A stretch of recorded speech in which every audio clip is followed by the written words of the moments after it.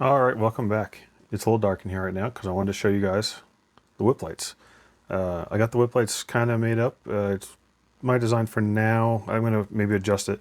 The only thing I could find was some acrylic tubing, and I made a little TPU mount down here. It goes down in the corner of the cage, like here. There's a crossbar that it goes onto.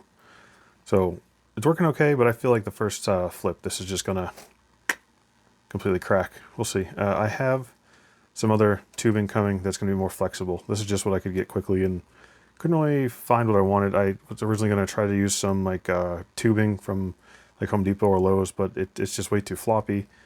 It always is curled. No matter what I did, it would not stay straight or straighten out. And I think even if I did straighten it out, it'd probably eventually sag down and be like a big like bow here. So I just yeah, I did this for now. It's working. It's pretty flexible, but I feel like the first time I flip over completely, it's just going to crack, or if it hits hard here. We'll see. Hold on, I'm going to turn the lights back on. So anyways, we're back here because I did a few mods and just wanted to go over them. And then at the end, I wanted to also dive into these shocks and see, you know, how low they are, because I think that's one of the factors that I've been having with flipping over, because a lot of times this will just want to flip right over because this is very floppy, and I'm hoping that maybe just some shock oil tuning, maybe shock adjustment eventually. But for right now, I'm just going to do the oil. I don't want to throw everything at it at once. You know, did a lot already. It's been great. It's doing really good, but I feel like that's going to help a lot of it. So, anyways, whip lights. You saw that. You guys saw the sliders last time. I replaced this one. This one I got stuck between a tree and a rock. It snapped off, but this tire was literally folding over when I was doing it, so can't really blame it, honestly. These are up on my website, and also on Make-A-World if you want to download them for free. But if you don't have a printer, you can buy them from my website. The front body pin is in. Goes in through. You can do it on either side, on left or right. And then it just takes the pin that was here, one of the pins, just on the other side. The other one I just have sitting in here, just kind of like as an extra, just in case I lose it. The other thing I have up on the website now too is the receiver cover, which you guys cannot see very well. You know what, I got another one right here. So put the logo on there. Well, just put some font on there, not the logo. That's the one I'm going to be selling is it's plus 8mm, all of them were. This one needs a longer bolt, which I will have with it. And it has the relief for the wires, because the cover was pushed on the wires, and there was like no room for wires in. If you add lights and all kinds of other stuff, then there's no room. I have right now the whip lights are on all the time. I have the cage lights and my bottom lights, rock lights, on a switch, so I can turn those on and off. The whip lights are just on all the time. And then I have because I have the Fusion 8 in here now, it has adjustable drag brake. That's in there now on channel 4, I think, on the VR knob on the radio link. So, I mean, it's pretty populated in there. All 5 channels of the new transmitter I put on is populated, unless I might, we'll see. Anyway, let's get into that real quick. I ended up putting it on the Radiolink RC4GS that I use on a lot of my trucks. I have an R7FG in there right now. I'm using 5 of the inputs. Of course, steering, throttle, the lights, SWD's lights. SWA I have for the selectable underdrive, and then the VR knob is the selectable drag brake. So like right now, there's no drag. And then if I turn it up, I can't move it. So that's more just for trailing and stuff. So it's done pretty good. Like a couple extra spare channels in there.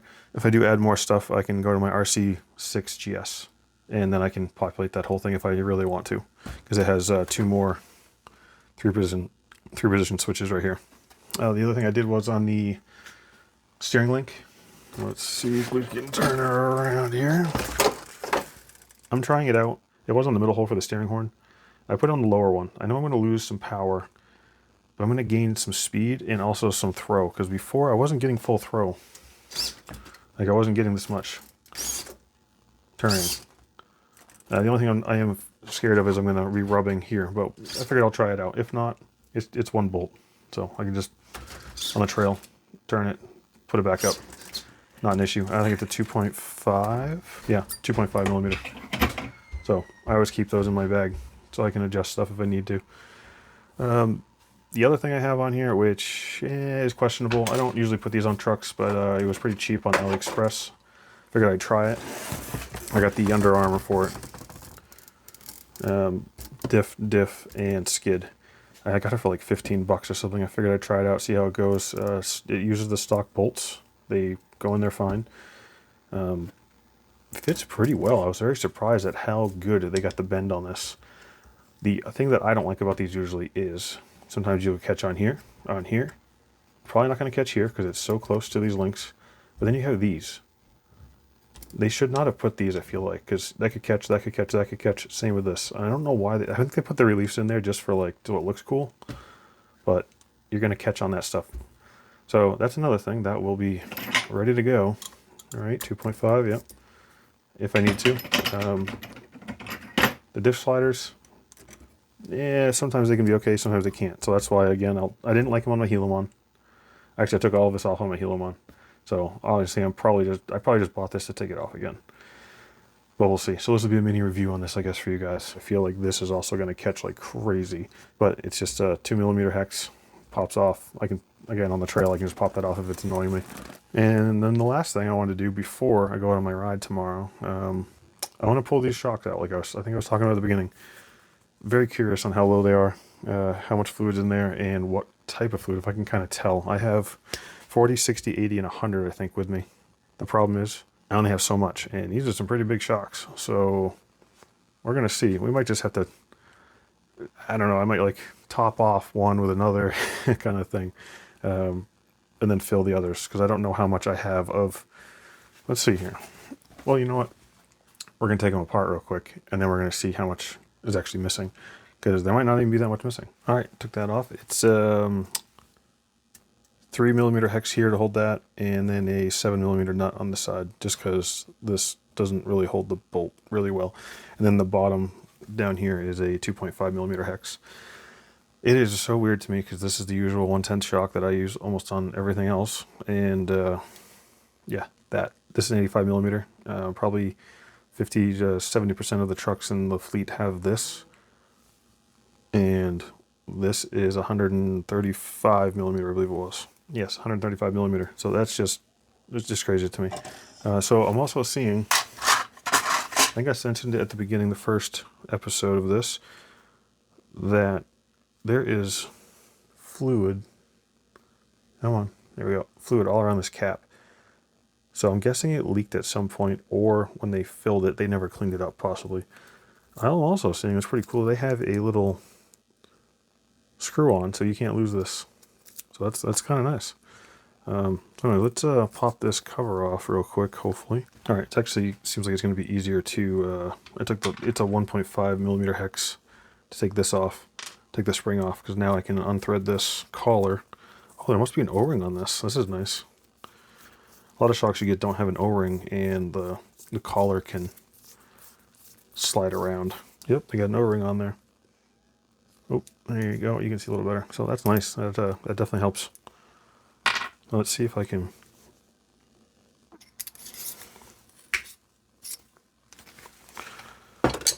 Okay, it is on there so tight that there's like little, you could put a hex wrench on there. But I just happen to have these Milwaukee channel locks here, and I just put a paper towel around it to not scratch it up. And then I just put this through here to twist it. That was on there tight, so if this was leaking, I would be very surprised, because supposedly these have, oh, and this I noticed is wet down here too. But I don't know. It's not that low. It's like just enough apparently though. Not that low. And I think a good amount of that's going to be, oh, these are not bladdered. That's right. That's why they can't be full, because they're not bladdered. And that is just the bleeder hole right there. But I'm just gonna, this is a clean cup. I'm just gonna pour it in here and let's see.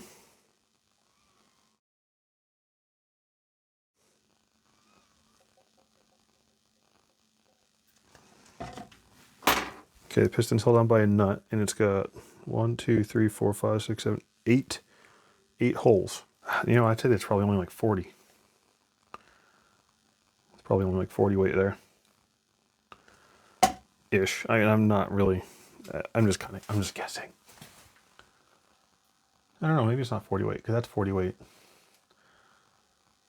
And that seems, this maybe it's like 60. I don't know. I wish I had something to measure that. I'm curious. This is my problem that I have right now. I have this much 60 weight. So that's probably enough for one shock.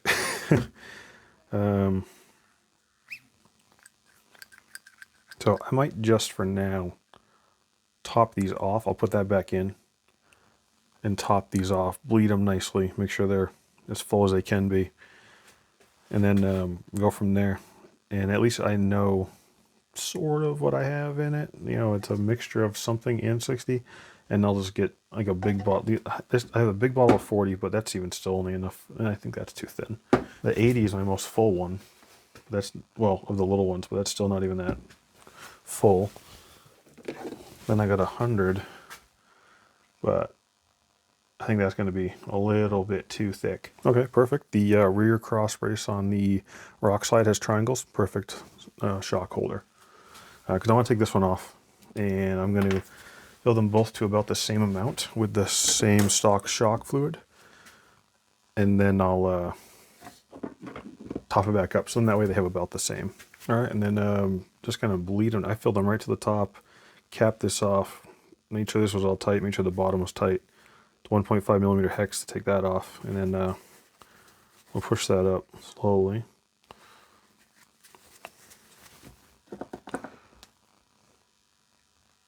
Very little bit of fluid noise. That like this much or so. Oh, you can't see. This much or so. Just like the last couple millimeters. So better than it was. So hopefully that'll help out a little. And I would say this feels about how they felt before I emptied them. So I think it's about 60 weight stock for oil. I tried to ask online what people were filling it with, and I never got an answer. So I just figured I'd see. I figured 60 weight's a good-ish start. Oh, that feels good. All right, shock back together. It feels pretty good. So I'm gonna do the other one real quick, and I'll be back. All right, and I got 2 clean shocks. I usually use alcohol wipes to wipe them clean, or wipe most of my stuff clean, especially the oil and everything. Went together fine. These feel really good. It's only the last couple millimeters that you can feel a little bit of air. So I'm hoping this will help it. I'm gonna try to mount these upside down. I know that some people don't like that because it's not how a shock is usually mounted, but there's a good amount of weight here. Okay, this is why I do this. This shock, if I can get this at 70 to 71 grams, showing 71 right now.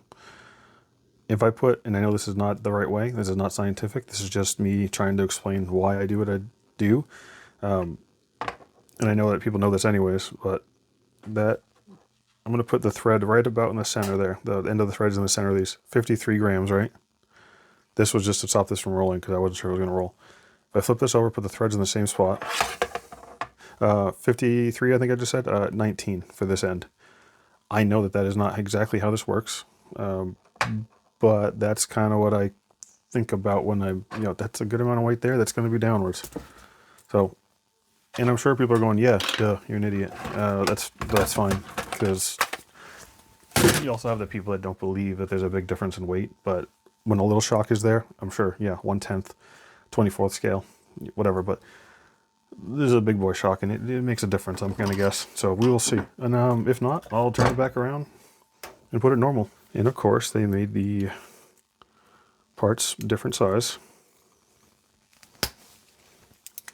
It's 8.3 millimeter for this side, and this side is a 10. Yeah, it doesn't fit in the regular shock plier hole because that hole is too small, so I had to kind of like, I do this usually, and I'll see them at an edge here, on the edge here, and then on that, and I twist and pop it. Well, the only thing I was worried about was this, and I have total movement, so I'm going to try it this way. Let me throw this back on the rest of the way, and I'll be back. And got the front apart. Looks like it's the same Looks like it's the same fluid. So I'm just gonna do what we did in the rear to the front. Just I'm gonna use some 80 weight because I don't have any more 60. Got the 80 right there, and that's about the same amount as that. I had almost enough to do the, I think I said it, but it was like this low to get the 60 full. So I just topped it off with the old stuff. And probably what I put in for the old stuff is what popped back out. What's annoying about doing shocks? I almost always forget to put the gloves on. So, alcohol pads it is. So we are done. We got 80 weight in the front, 60 weight in the rear. No idea if that's going to be helpful or not. But I'm hoping it's going to slow down some of that flipping up. If not, hey, let's throw some 100 weight in there. I don't know. I think this thing's pretty much good to go for what I have to do with it. Yeah, I'll go out and get some, I just want to get some video footage, nothing crazy. Show you guys the lights and everything, and just see if it performs any better. And then I'll come back to and tell you if those diff metal sliders are going to be out. More than likely they're going to be sitting right here, I'm going to guess, because they don't usually work. But like I said, they were cheap and figured I'd try them. A small little mini review. And we will see if the servo link in the lower hole is good or not. It's weird that it's angled down, but I mean, that's just how it is. You know, the link goes way down to here. Doesn't hit anything though. Works. Just barely clears. It does. Yep. Moving servos. But yeah, I'll go test this out, and I'll be back in just a little bit and give you the results.